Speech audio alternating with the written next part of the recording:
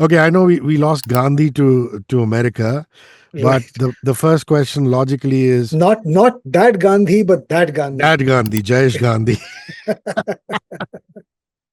But are we going to see the rest of the boys? Zubin Balaporia, yourself, Mahesh Tinaikar. Yeah. And we were fired. We were shouted at by another fantastic sound engineer of ours, Fali Damania, who now lives in the US.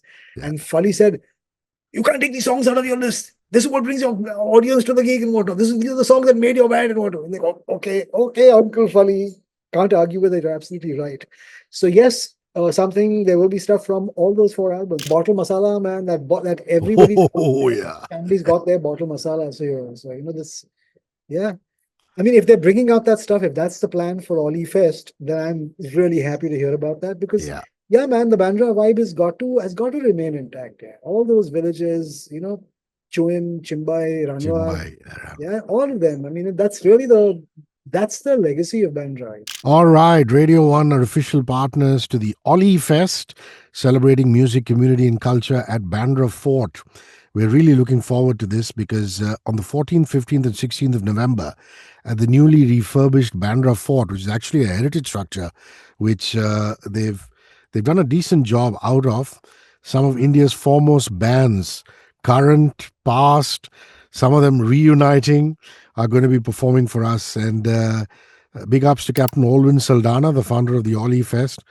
And the name is literally derived from his original name. I'm very pleased to talk to an old friend, actually, somebody who I've idolized as a kid, though he's still a kid, I've aged. Uday Benegal from Indus Creed. Hi, Uday. Wonderful to talk to you. Hey, Rishi, wonderful to talk to you too, man. It's been a really, really long time, man. Okay, I know we lost Gandhi to America, but Right. the first question logically is Not that Gandhi, but that Gandhi. that Gandhi, Jayesh Gandhi. But are we going to see the rest of the boys? Zubin Balaporia, yourself, Mahesh Tinaikar, and if so, then who's on bass and who's on drums? Yeah, so very much Zubin Balaporia on keys, very much still. Mahesh Tanaikar on guitar still. Me on vocals still, and some little rhythm guitar behind. So, a guy playing bass his name is Johan Coutinho, wonderful young bass player, fabulous. And on drums is another wonderful lad called Pushkar Joshi. So, yeah, a really crackerjack team. They're a good rhythm section. And we also have, see, everyone talks about the band. I often forget to talk about the important people as important as the band, who are the technicians, Yeah. sound engineers and stuff. And we've got an old friend, literally an old friend from the old guard coming in for this one. He's usually very busy doing other stuff, but Rajiv Kenkre is going to be mixing us for this gig. So, Wow, good and old and he's Kings a from he's 4D. yeah, and he's a dear friend of ours. So and people don't know him. Man, people should have Kenkre on talk shows generally, Yeah, just because he's one of the funniest guys you'd ever hear or completely. see. He's brilliant. So I love working with Kenkre because not only is he excellent at his work, but he's a blast. He's a hoot to be around. It's great fun. Yeah, Cyrus Brocha is listening. This is time for your next guest on your podcast. Kenkre Oh is yeah. undoubtedly funnier than you, Broach. but I have fond memories of coming to 4D and Kings doing the engineering and Right. Jayesh and yourself doing music and me doing voiceovers for you. Right. You gave a precocious, half-assed kid a few good jobs as a voiceover artist. So thank you Man, for we've that. all we've all been precocious half-assed, and you are not, man, with that voice of yours, certainly not. But we've all done the route, man. We all go through that grind, and it's just one mad train, isn't it? It's crazy So carnival. I remember chatting with Sid Kutro and Girish and the boys at Zero, and I said, "How does this work when you guys are in different cities?" And equally true now for Indus Creed. So he says, "Man, we get together 24 hours, 48 hours in advance, and we try and get as much rehearsal time as possible." How is it going to work with you guys? Now that you've moved to Goa. Well, how it's been working for the last few years, because I've been in Goa for 5 years now. Of Yeah. course, the first 2 years there was nothing happening because that was still COVID season, which suddenly seems to have miraculously vanished, and nobody ever talks about Talks COVID. about. The thing that the entire world was had its very undies on fire over, Yeah. suddenly is like there'll be a mention somewhere. Oh, COVID cases have gone up or whatever. Man, Come on, I'm missing the hysteria. Actually, I'm missing the shutdown. I'm missing not the lockdown, but the shutdown. Yeah, the Oh man, this tranquility. the tranquility, the wildlife coming out again. Anyway, so for those first 2 years, not much was happening, but for the next 3 years after that, and continuing so, similar to Zero, and maybe a little more often for us because Zero get together really only once a year, twice a year. Yeah. Because I mean they're in different countries. You know, Rajiv is in the UK and stuff, and of course Warren is in New Zealand. And that's a much wider spread. It's a slightly shorter flight from Goa to Bombay. So yeah, but similarly, a couple of days before a gig, and most of our gigs actually happen outside Bombay. So it'll be I'm looking forward to this Olly Fest performance because we'll be in Bombay after a long time, and we'll be in Bandra, which are an area I love, despite all the redevelopment madness that's taking place there right now. That air, man, it's crazy. But back in the Bandra Fort amphitheater, which I love. I mean, we've played some really, really good gigs there. It's a fantastic environment. It's a fantastic venue, and it's going to be fun. So yeah, so similarly, I'll get in there usually 2 days before a gig. We rehearse, and most of the time we travel outside Bombay for a gig, and then I fly straight back to Goa. I don't come back into Bombay. But in this case, it's heading to Bombay and then heading back to Goa right after the gig. But yeah, we keep it going. You know, we managed to keep it going somehow. All right. So, what can we expect on the playlist? Are we looking at stuff from Rock and Roll Renegades, The Second Coming, the Indus Creed album, or more recent stuff like stuff from Evolve, or a combination of all the aforementioned? A combination of all the aforementioned, all of those. There will be bits because every album has songs that we must play. For one, because we enjoy playing them, and secondly, it's also because it's the kind of stuff that gets associated with us very closely, and we don't have very much choice. There was a time when we used to throw out a couple of tunes like say Top of the Rock or Yeah. Rock and Roll Renegade because we played them so many times and we stopped playing them for a few gigs, Yeah. and we were fired. We were shouted at by another fantastic sound engineer of ours, Fali Damania, who now lives in the US. Yeah. And Fali said, "You can't take these songs out of your list. This is what brings your audience to the gig and whatnot. These are the songs that made your band and whatnot." And they go, "Okay, okay, Uncle Fali." Can't argue with it. You're absolutely right. So yes, there will be stuff from all those four albums, from Renegade, Rock and Roll Renegade, The Second Coming, the self-titled Indus Creed album, and as well as Evolve. I never asked you And a this. couple of covers as well. A few Couple of covers as well. covers. Oh, wow. Are you going to? Is that a well kept secret? Are you going to tell me what covers they are? So you see, I was not. I mean, why hide them? It's not like no one's going to It's not be a who jumping out done of the it. cake. Yeah, yeah. So we love Porcupine Tree, but we're going to be Ah, doing a mellow Porcupine Tree song called Lazarus. We've done it a few times, and it goes down pretty well. It's a beautiful song, yes. and probably what's that Beatles tune? Uh, we play it and it slipped my mind. Can you believe it? It Come happens. together. Don't let me down. No, Don't don't let me let me down. down. Yeah, yeah. We used to do Come Together a long time Mm. ago. We got really sick of that one. We really played that song out. Don't Let Me Down is a more enjoyable one for the time being. And we kind of do the Keith Urban, semi Keith Urban, John Mayer version more than the Beatles version. So Lovely. not that it's I'm not just curious to know. I've never asked you this, but projects like Arms for Shanti and Whirling Kalapas, does it not find a time on a playlist or a set list for an Indus Creed show? Or do you purposely keep it out? well, it doesn't really fit into the set. I mean, the Arms for Shanti stuff doesn't fit into the Mm, Indus Creed sound.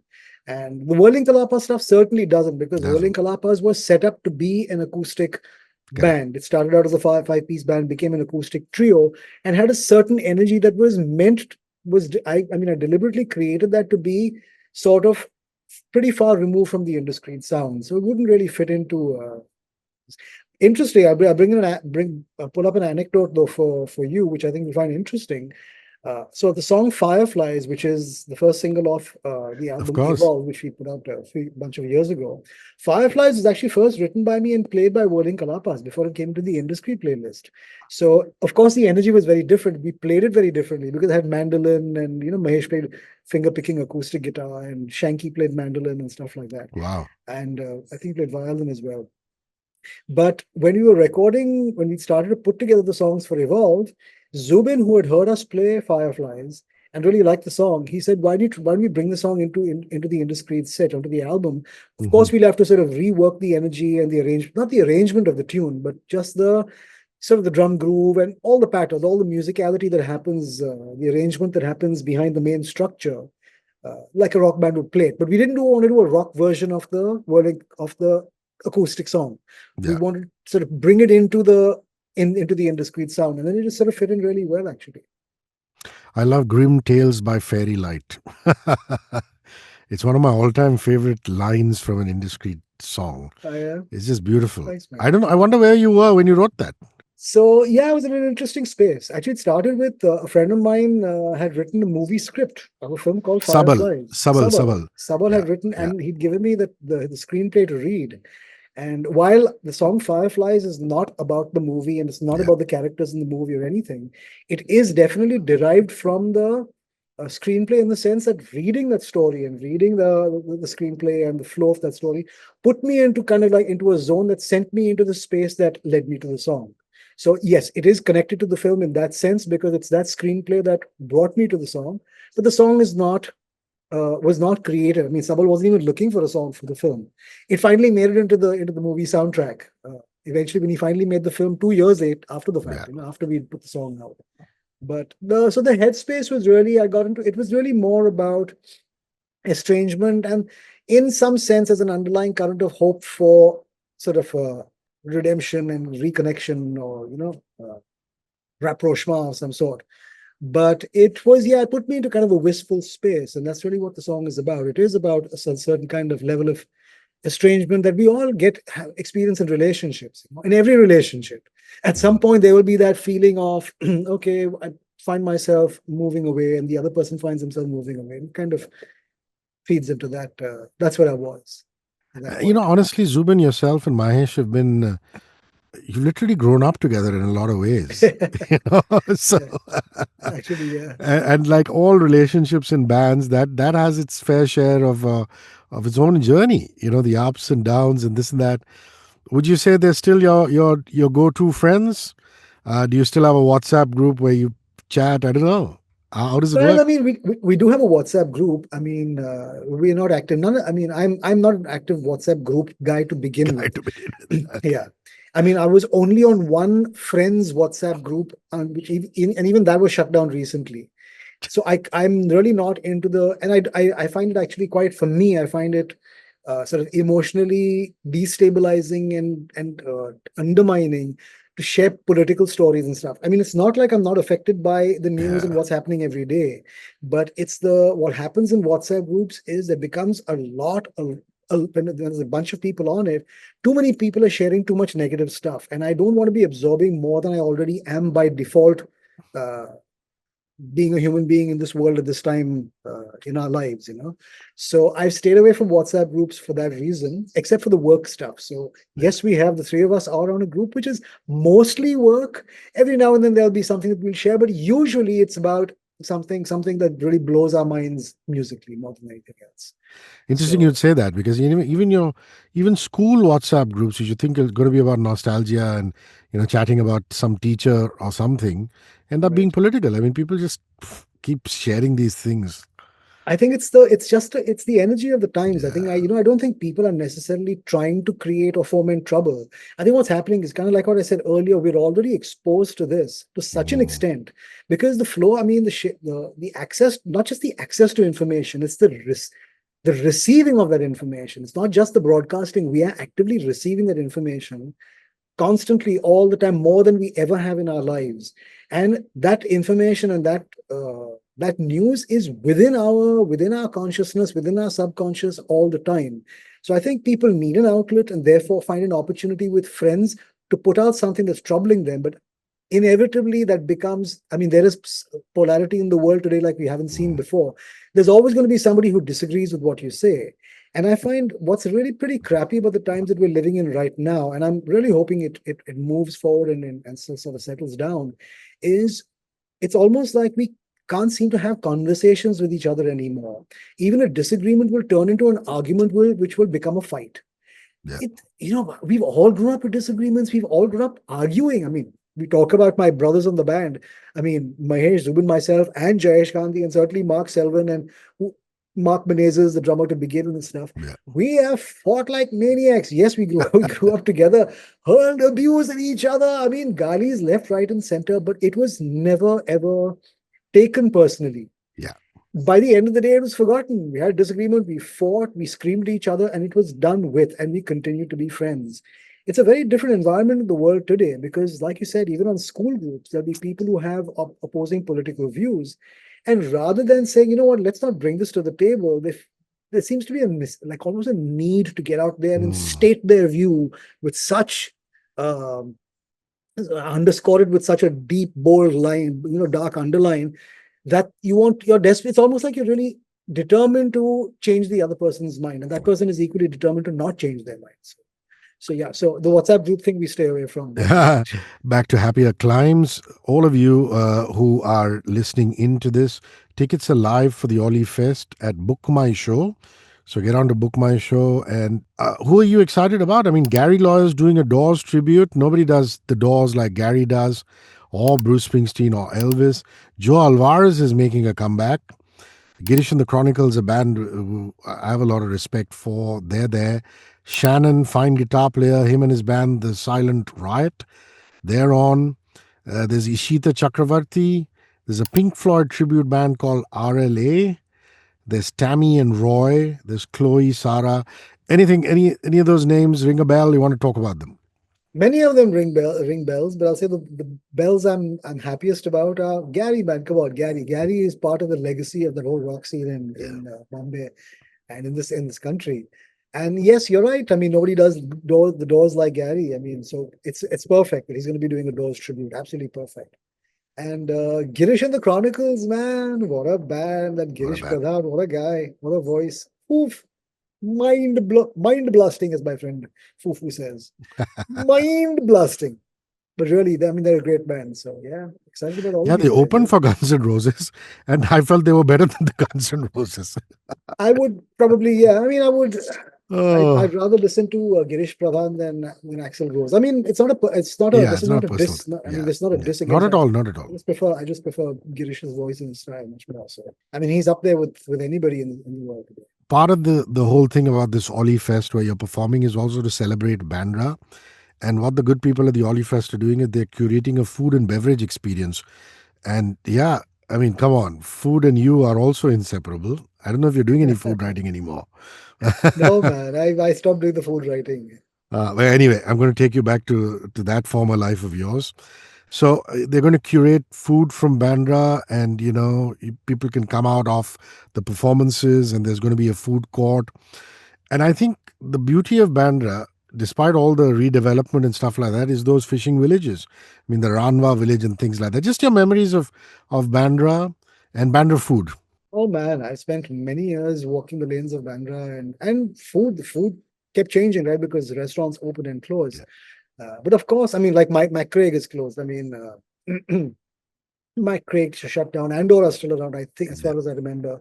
These are all sort of go-to places. Plenty of places. I mean, Bandra is an eating place. But yeah, I mean, for me, Bandra was really a lot of the modest places. I mean, I mean, there's some great upmarket restaurants in Bandra too. But I always like the little modest Andorra type joints. Yeah, and the East Indian food, fantastic. And the Oof. East Indian food, yeah, yeah. I mean, I was in hotel when I went to hotel school. I mean, not too many people know I did hotel management. So there were a bunch of Bandra boys and girls and Orlem boys and girls, East Indians, Bangaloreans, the whole works. And it's that bottle masala, man, that Oh, every yeah. family's got their bottle masala. So this, yeah. I mean, if they're bringing out that stuff, if that's the plan for Ollie Fest, then I'm really happy to hear about that because, Yeah. yeah, man, the Bandra vibe has got to remain intact. Yeah. All those villages, Chuin, Chimbai, Ranwa, Chimbai. yeah, all of them. I mean, that's the legacy of Bandra in these places. Lovely. And the Also, band and the amphitheater, Bandra and the Fort. What a amphitheater, yeah. beautiful place. So what they're also doing is they're doing a sound and light show with the theater as a backdrop. So it's done by this lighting company called Maharashtra Lumiere. So that should be fun.